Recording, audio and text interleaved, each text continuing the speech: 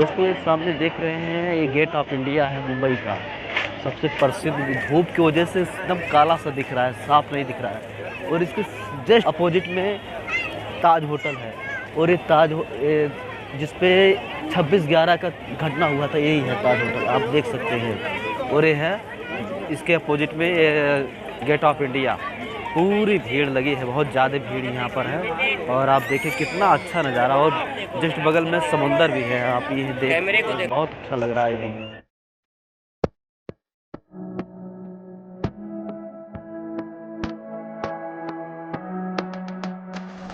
समुंदर है और ये है गेट ऑफ इंडिया का बिल्कुल नज़दीकी से। काफ़ी बड़ा दिख रहा है क्योंकि एकदम करीब में है। और देखिए समुंदर है अपोजिट साइड में, बहुत ज़्यादा यहाँ समुद्री जहाज़ है। बहुत बढ़िया लग रहा है यहाँ पे गेट ऑफ इंडिया पे आने के बाद। और अभी हम कुछ देर में जाएंगे और जस्ट सामने ताज होटल। दोस्तों नमस्कार, आप देख रहे हैं पब्लिक दस्तक। दोस्तों ये मुंबई की गेट ऑफ इंडिया में आए हैं, जहाँ जिसके जस्ट अपोजिट में ताज होटल है। और समुंदर में जा रहे हैं घूमने। और वहाँ पर एक मंदिर है, वहाँ पर मिलेंगे। और हम लोग, हमारे साथ में हमारी टीम के जो प्रधान अध्यक्ष हैं हमारे साथ हैं, और आप इनसे भी रूबरू बात कर सकते हैं। तो सर आप गेट ऑफ इंडिया हैं, कैसा लग रहा है? बहुत अच्छा लग रहा है। पहली बार गेट ऑफ इंडिया में बैठा है। कल हम नासिक गए थे, कालाराम मंदिर और पांडव लेणी गुफाएं देखी थी। कल हमारी गाड़ी ख़राब हो गई थी, सारे दिन गाड़ी को ठीक कराते रहे।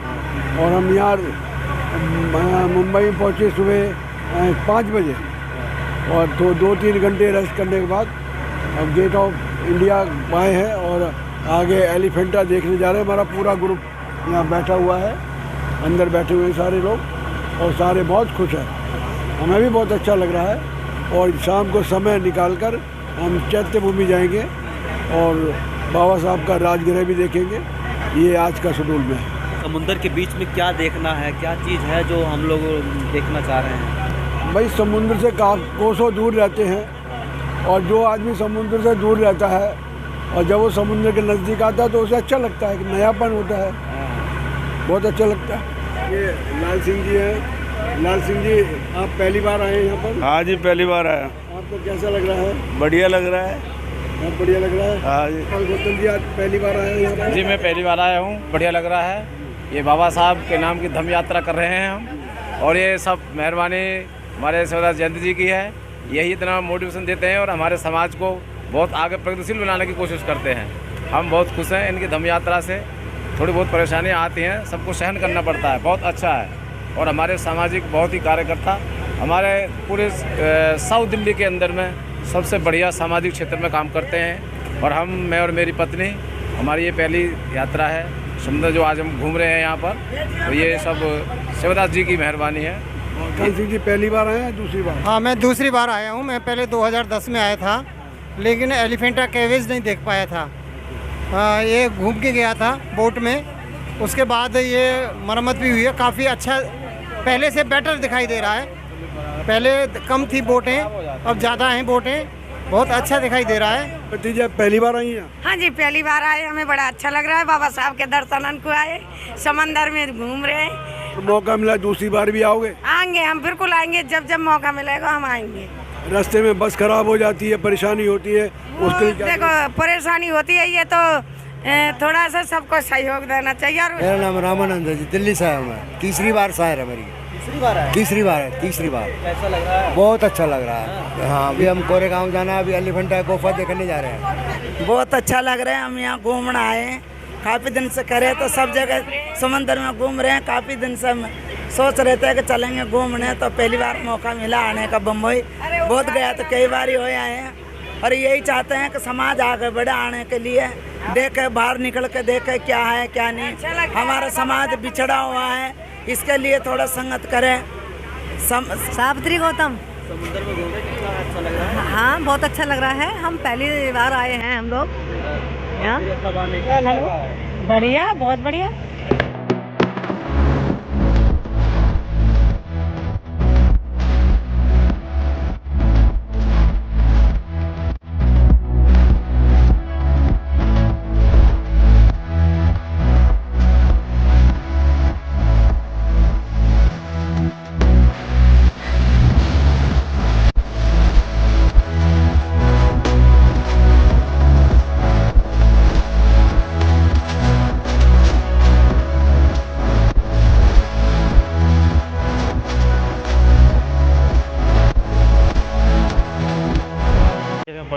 समुंदर को बीचोगे और कम से कम 100 मीटर का है, 100 मीटर से एक ही जगह पड़ा हुआ है। इतना बड़ा जहाज़ है दोस्तों, इतना बड़ा जहाज़ है कि कैमरे में नहीं आ रहा है।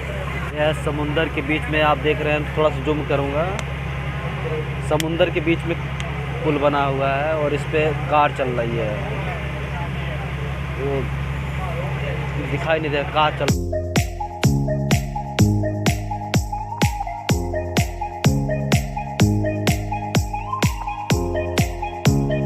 बहुत बड़ा पुल है, आप देख सकते हैं।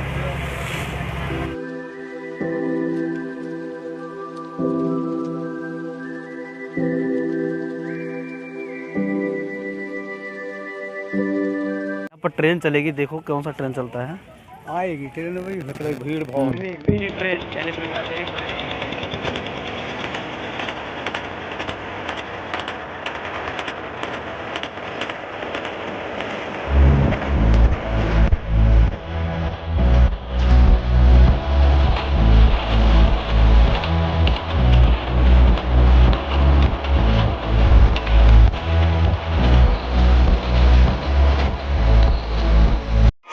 काफ़ी तलाशने के बाद मिला है कि यहाँ पर बुद्ध की मूर्ति सेम शक्ल मिल रही है, देखिए। और इसको शंकर का बताया जा रहा है।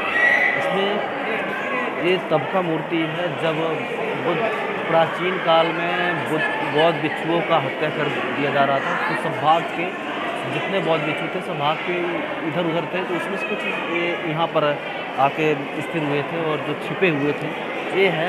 लेकिन यहाँ पर भी लोगों ने कब्जा करके हिंदू धर्म के मंदिर को निर्माण किया और इसमें बदलाव ज़्यादा कर दिया है। आप ये देख सकते हैं, यहाँ पर बहुत ज़्यादा बदलाव हुआ है। लेकिन ये पूरा देखने में लग रहा है बुद्ध की मूर्ति से नहीं है।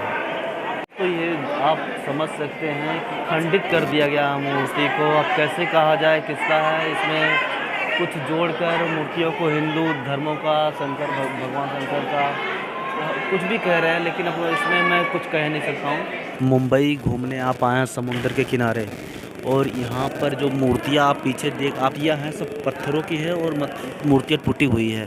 इस विषय पे आप क्या कहना चाहते हैं? इस पे हम ये कहना चाहते हैं, सारी ही मूर्तियाँ तथागत गौतम बुद्ध की हैं। सारी बौद्ध धर्म से रिलेटेड कलाकृतियाँ हैं यहाँ पर।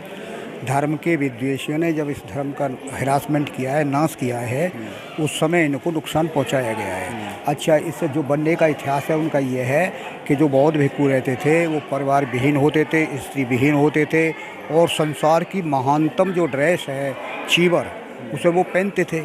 उन्हें दीन दुनिया से अलग रहते थे। तो अपने मन को कंट्रोल करने के लिए वो ऐसी निर्जन जगहों में आकर के स्वयं निर्माण किया उन्होंने, और यहाँ मेडिटेशन सेंटर थे एक तरह से।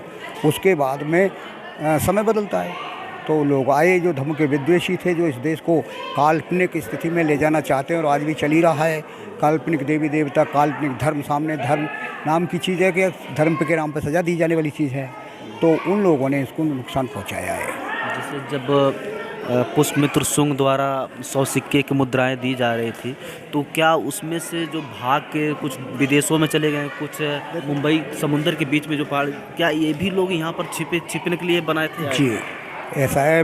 जो अंतिम मौर्य सम्राट जो हुआ है वो बृहद्रथ हुआ है, और बृहद्रथ ने एक ही जीवन में गलती की, कुछ भी मान लो, कि उसने ब्राह्मण सेनापति पुष्पमित्र को सेनापति बना लिया। उसने धोखे से उस राजा की हत्या कर दी। वहीं से बौद्ध धर्म का पतन शुरू हो गया। समझे? अच्छा सुनो, और उसके बाद में यहाँ तक मतलब पराकाष्ठा हो गई अत्याचार की कि बौद्ध भिक्षुओं के 100 दीनार दे करके सिर काटे गए, और वो तमाम सिरों को सरयू नदी में डाला गया। जो वो घाघरा नदी थी और उतना हिस्सा वो सरयू नदी का है। ठीक है जी।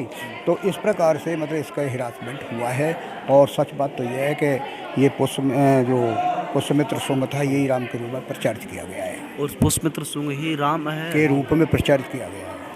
पुष्पमित्र सुंग ही हमें मतलब मूल यहाँ के मूल निवासियों को मूल इतिहास से बहुत दूर कर दिया गया। उनकी शिक्षा पर रोक लगा दी गई। अब यूँ इतिहास करवट ले रहा है, इतिहास अपने आप को दोहरा रहा है। तंचशिला नालंदा विश्वविद्यालय जब हमारे बौद्ध भिक्षुओं पे हत्या शुरू हो गई, तो बिहार ये सब सारे यूनिवर्सिटियों को नष्ट कर दिया गया था आक्रमणकारियों ने, मतलब इन ब्राह्मणों ने। और उस समय पे जब हत्या शुरू हुआ था, तो जो तमाम लोग इधर उधर से भाग रहे थे, क्या ऐसे आपको भी लग रहा है? अब तो तर्कशील है बहुत बिल्कुल, ये जो हम पढ़ रहे हैं वो इतिहास नहीं है वास्तव में, जो हमें सिखाया गया वो इतिहास नहीं है वास्तव में, इतिहास हमारा कोई लेकिन नहीं जो है। रियल है वो हमारे सामने नहीं है। रियली ये है कि जो बिहार का एरिया है ना वो सारा मगध कहलाता था, ठीक है ना। और ये जो अयोध्या है जो आज बिना युद्ध के इनको प्राप्त हो गई है वो साकेत कहलाता था, ठीक है ना। तो इन लोगों ने क्या काम किया है, देखिए अब बिहार के अंदर ही बताता हूँ मैं, अब जो बिहार प्रांत कहलाता है, नालंदा विश्वविद्यालय खंडक है, विक्रमशिला भागलपुर में पड़ता है, और तक्षशिला हमारा जो भारत का विभाजन हुआ तो वो चला गया पाकिस्तान में। हमारे यहाँ कम से कम 70 महाविद्यालय थे। और सम्राट अशोक ने दुनिया भर में कितने बौद्ध भिक्षुओं बनाए थे? उन्होंने 84,000 मतलब स्मृतियाँ तैयार की हैं भगवान बुद्ध के 300 साल के बाद।